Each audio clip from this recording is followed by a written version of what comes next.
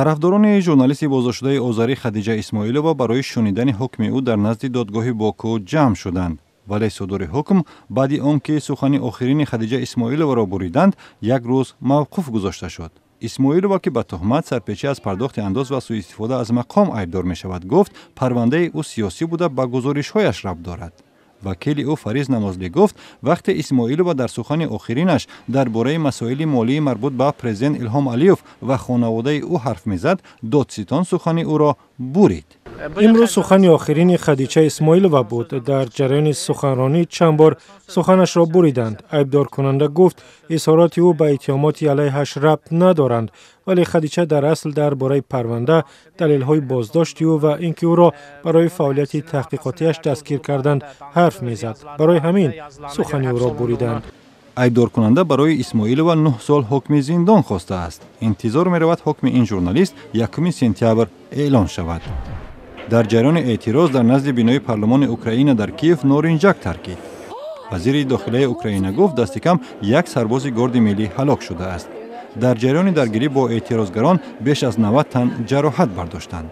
تظاهرگران علیه قانون پیشنهاد کرده رئیس جمهور که ارائه مختاریت بیشتر به جدایی طلبان طرفدار روسیه در شرق اوکراین را در نظر دارد اعتراض داشتند. علیه آنها از نارنجک‌ها و بمب‌های دودی نیز استفاده بردند. پلیس میگوید مردی را که به پرتافتن نارنجک گمان بر می‌شود بازداشت کرده است. قرقیزستان با رقص و موسیقی ملی و تجمع مردم در میدان مرکزی بیشکک روز استقلالش را جشن گرفت. پرزیدنت المازبک اتنبایف تاکید کرد که قرقیزستان دموکراتیک ترین کشور آسیای مرکزی اعتراف می شود. ولی او گفت انتخابات پارلمانی روز 4 اکتبر یک امتحان بزرگ برای کشور است و قرقیزستان باید برای رسیدن به صف کشورهای پیشرفته سخت کار کند. قبل از کنسرت شامگاهی در میدان الاتاو به هوا پفک‌های رنگارنگ هم سر دادند.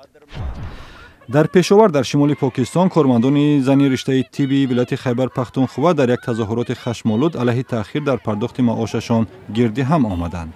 این زنان مسئول انجام کارهای حیاتاً مهم چون معرکه‌های واکسن زنی از فلج کودک میباشند، ولی میگویند دولت معاش آنها را سری وقت پرداخت نمی‌کند.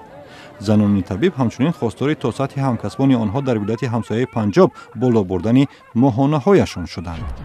پناهجویان از خاور میانه و شمال افریقا در بلگراد بعد دریافت کمک‌های بشری از فعالان محلی رقصیدند و ترانه خواندند. سازمان خیریه سربیا با نام بدون مرز روز 29 آگوست برای پناهجویان در نزد ایستگاه اتوبوس‌های بلگراد چای و نان تشکیل کرد. این مهاجران از جمله هزاران مهاجری میباشند که از طریق سربیا میخواهند در اتحادیه اروپا پناه بیابند.